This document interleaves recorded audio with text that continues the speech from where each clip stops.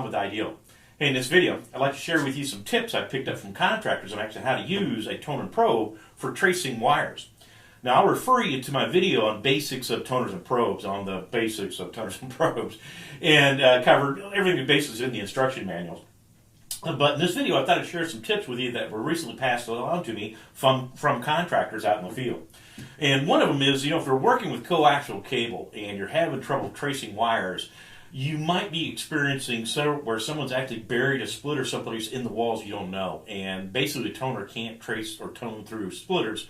So be looking for that if you're working with coaxial cables. And if you're working with speaker wires, we can quickly identify a speaker that's been wired out there at a volume control location by very simply attaching the two leads from the tone generator to a set of speaker wires. And now that speaker out there will be making the same sound that the tone generator actually puts out as well. So we can quickly identify which of the speakers is hooked up to which wire. You can also use a probe device to check audio outputs to make sure that they're working as well. And in my basics video, I talked about how you can actually use the continuity setting on the toner to make sure that you're on the right pair. So if you trace a pair, you think you're on the right pair, and you short that pair on the far end, and then go back and check the continuity with the tone generator, and if you have continuity, obviously you're on the right pair. But we also know that if we short the pairs, the tone generator, the sound it puts out gets reduced significantly. So if I'm out there in some place and I'm tracing wires and I think I'm on the right pair, if I short them and the tone gets reduced significantly, I'm on the right pair. Now, if it doesn't, one of two things have happened. Either I am not on the right pair, or there could be an open in one of the two conductors you're tracing. And if that's the case, you're going to have to go out and find that open as well. Now, we can also use the fact that the tone reduces quite a bit when you short it through do things like trace traveling wires in a three-way lighting circuit.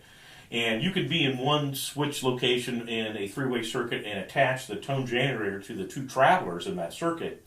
And with the power off, go to another switch location and basically short, usually it's the black and red, so you short the black to the reds individually. And when the tone generation goes away, the sound it makes goes away, then you're obviously on that right pair and you've identified the travelers in that three-way circuit. Now, we also mentioned in the basics video that it's best to have it open on both ends of a cable when you're tracing. And, especially with electrical circuits, you will find things in those electrical circuits that may affect the tone generation coming out of the toner.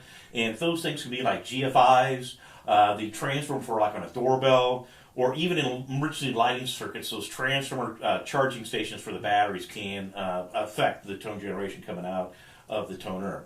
Now, in retrofit work, a number of guys wrote in the fact that you can take, if you're adding an outlet someplace, you can cut the hole in the sheetrock, drop a beaded chain in the hole inside the stud cavity, and then with the toner, attach the red lead to the beaded chain, ground the black lead to the nearest electrical outlet, and that will put out a significant sound that we can go downstairs in the basement, and hopefully it's unfinished, and basically locate that stud cavity where that beaded chain is, and actually drill up into that stud cavity, and using a magnet, pull the beaded chain down into the basement, attach your wires to the beaded chain, and then run back upstairs to that outlet location and pull the wires up into that new outlet location using that beaded chain. And I think that's a pretty good tip. A lot of guys might give that one a shot. Now, we also know that we got a number of comments that if you attach the red lead to the wire you're trying to trace and you can ground the black lead to any of the grounds in a building, that's going to significantly increase the sound you pick up.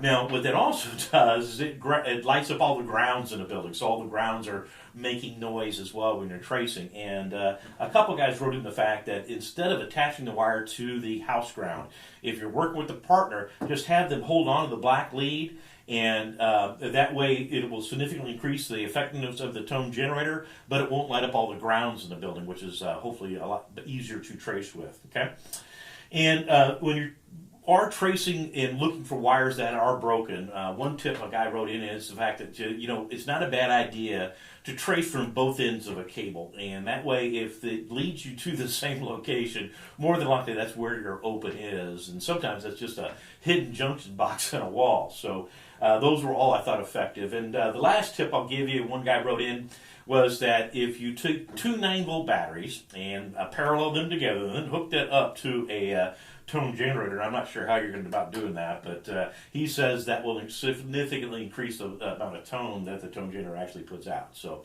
hey, there you go, folks. There's some tips from people to trade. Hope they helped you. And hey, thanks for watching. I really appreciate it. I'm Ron with Ideal, and I'll see you on the next one.